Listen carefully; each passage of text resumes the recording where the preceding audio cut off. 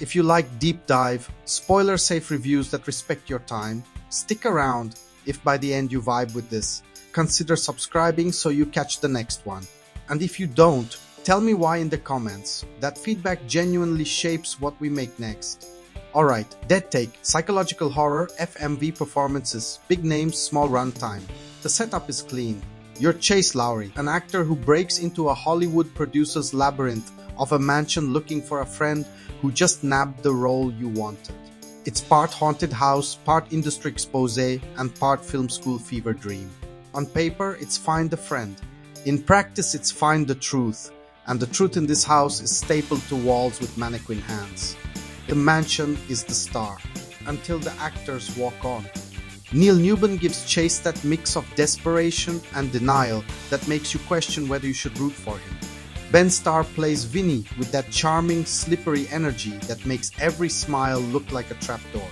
Laura Bailey and Jane Perry deliver those chilly, unflinching moments that feel ripped from real Hollywood gossip you were never supposed to hear.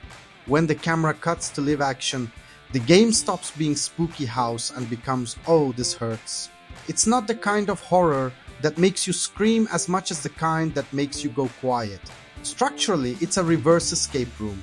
You're not trying to get out, you're trying to go deeper, past locked sigil doors, behind hidden panels, into screening rooms that probably void the building code. Puzzles lean approachable. Environmental codes, symbol matching, reading drafts to stage a perfect shot with mannequins, remembering dates and orders from earlier rooms. You will get a few softballs and one or two "why would I think of that" moments. For me, the balance mostly worked. The story is the engine. The puzzles are the brakes you tap so you don't speed past the good parts. The clever swing is the splicing. You collect USBs, slot them in a projector, and this is the neat part, combine clips to reveal more context. An interview responding to another interview, an audition tape that reframes a character, a table read that exposes the power plays. When the game lets splicing unlock information, a phone passcode you actually overheard, a hint you wrote down earlier, it feels amazing. When splicing magic spawns a key outside the door, is this supernatural or just cinematic? Thing can cheapen the otherwise grounded dread. It's not a deal breaker, but the most satisfying progress always came from listening and recalling, not waiting for a prop to blink into existence. Atmosphere carries the runtime.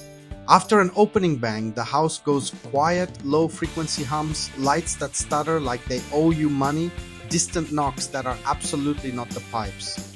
The game wants headphones and a dark room. The soundscape is as much puzzle as the keypads. It's very light on jump scares. The tension is, do you really want to open this door? And the answer is yes, but also no, but also. Fine, yes. Let's address the elephant on the Oscar stage. Is the story predictable? Kind of.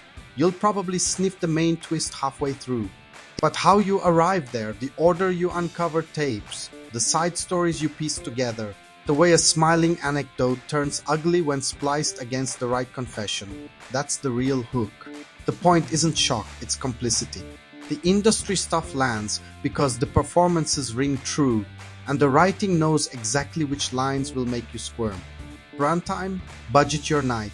Most players land between 4 and 6 hours depending on how allergic you are to backtracking and how obsessive you get about optional clips. For a single sitting horror, the pacing's tight. It rarely wastes your time. A couple sequences flirt with obtuse, a couple feel fetchy, and the last half hour steers hard into surreal. Your mileage will vary on that choice.